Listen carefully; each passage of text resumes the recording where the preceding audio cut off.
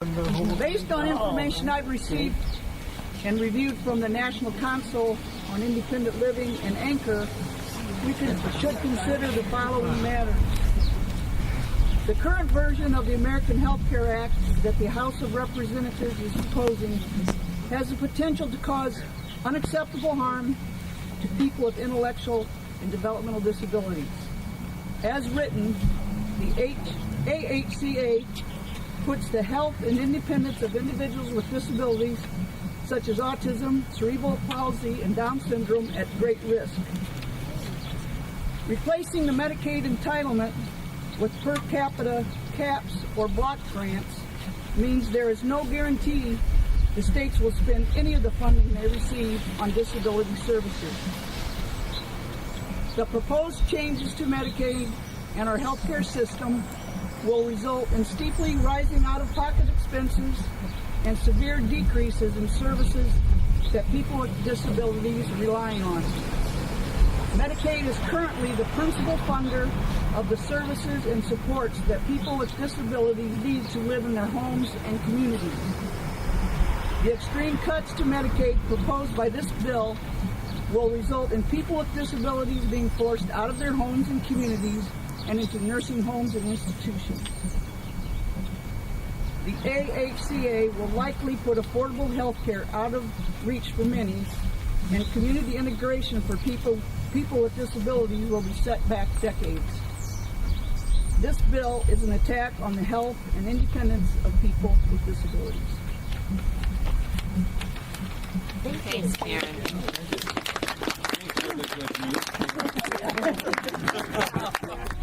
The judge that's been nominated to the Supreme Court has a history of ruling against people with disabilities and people trying to get their IEPs implemented in schools, and also ruling against people that brought ADA complaints against their employers.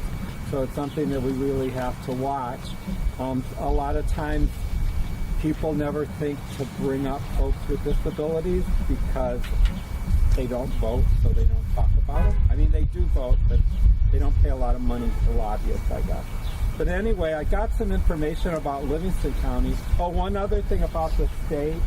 Right now there's over 19,000 people on the waiting list in Illinois just to get services.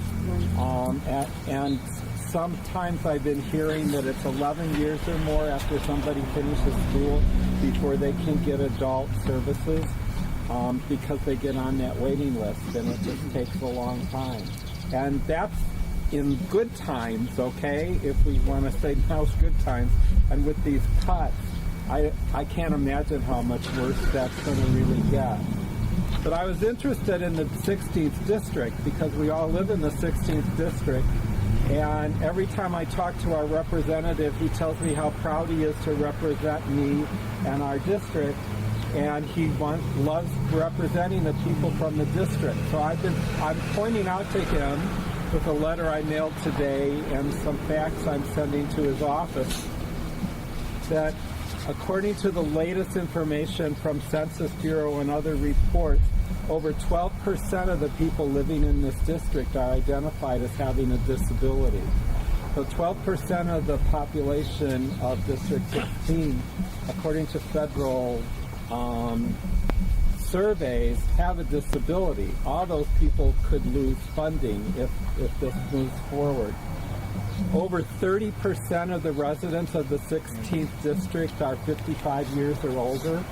And when we look at the way they're cutting out services for seniors and people that need the health care, that over 30% of the residents in his district stand to lose the coverage that they have now. Females make up 50.2% of the population of the district. So a little bit more than half of the residents in the district are female. Almost 9% of the families living in the district are living below the poverty level. 28.2% of female-headed families are living in poverty. And when you look at cutting out funding for Planned Parenthood, the loss of women's health care that could come about with this change. We're talking about a lot of people here in Illinois that will really be hurt. I'm saying that any consideration of changing this health care law has to take into account all these people that are living here in the district. So that's all. The ADA has been a law of the land for over 25 years. I'm sorry, what happened? ADA, which is the American Disabilities Act, which is to guarantee equal access and rights to people with disabilities.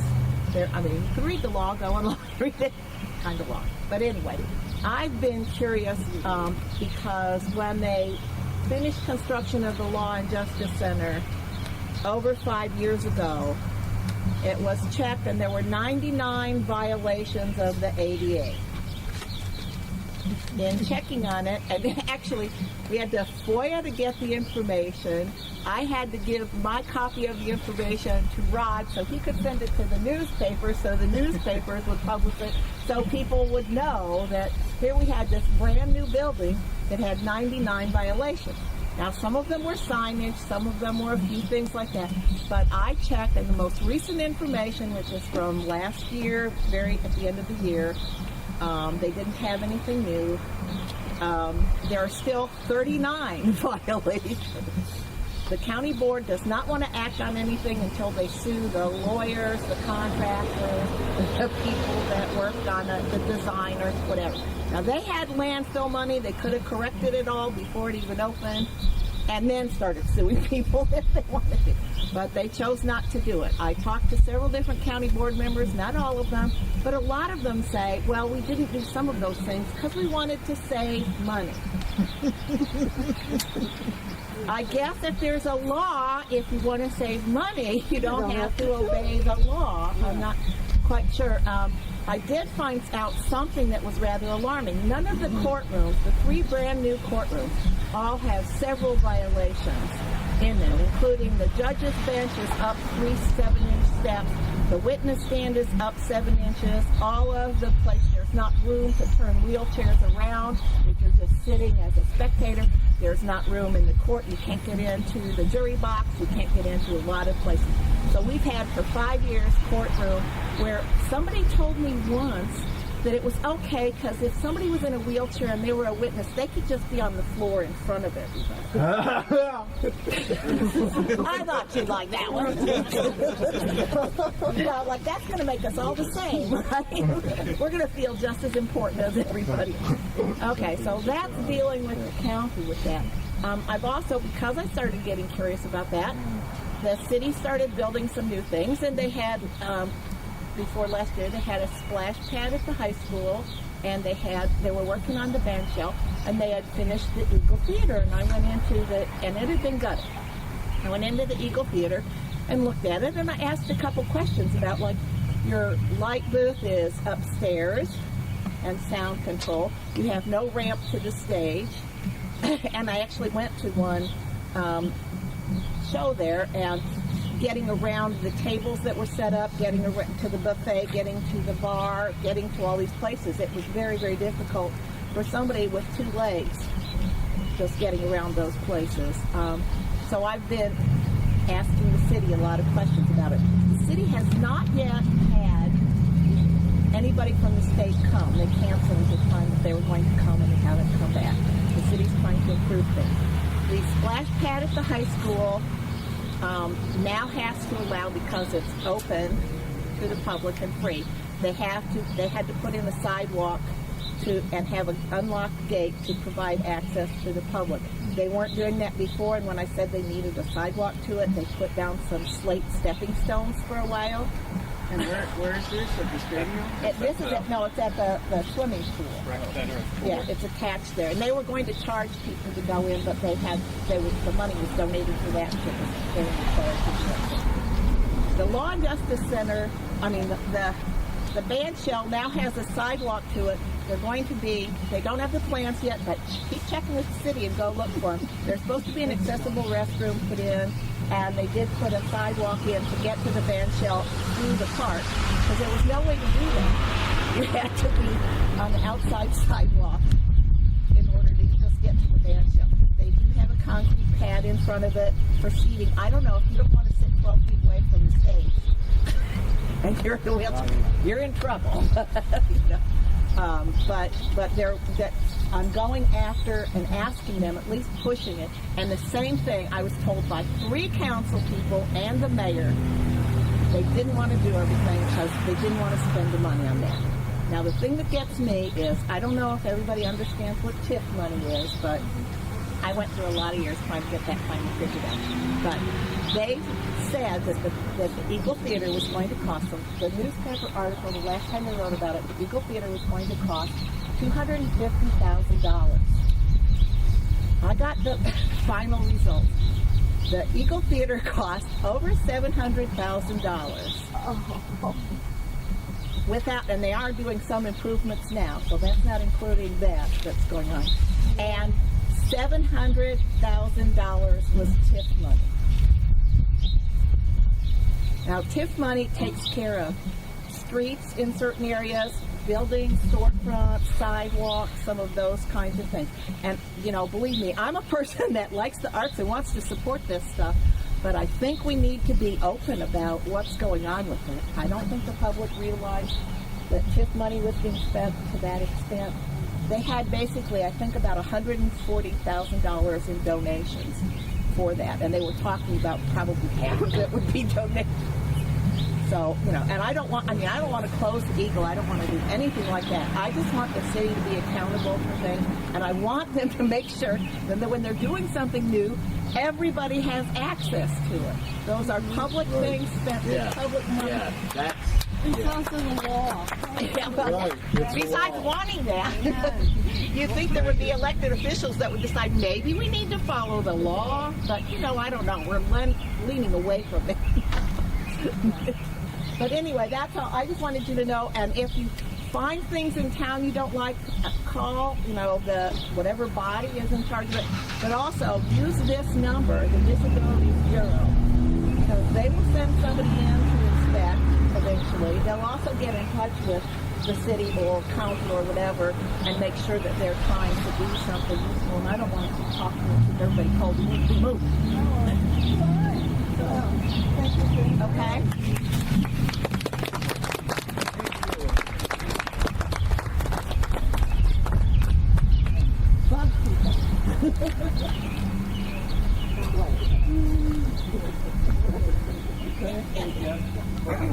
I just want to say real quick, if you ever call you just always say, I don't understand something, and you explain to me how this works. There's staffer that's there.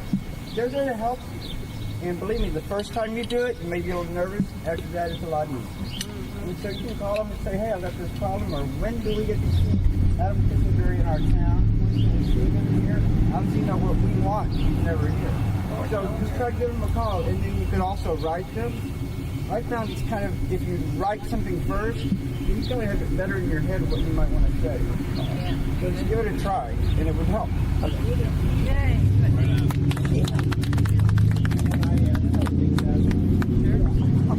You know, I was just thinking when Karen was talking, and when I left Fox Center, I came to Pontiac, and I was the director of Martin Luther Homes and Mosaic.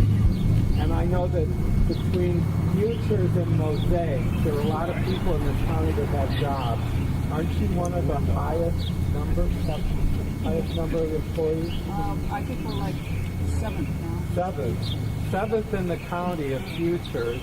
If you add Mosaic, and then add all the people working in the nursing homes around here, there are a lot of people in this county that provide services to people with disabilities. And that's why I think it's pretty appalling that our city councils and our county board pay no attention to what the needs of people with disabilities are. So they want to encourage business, and they've got huge...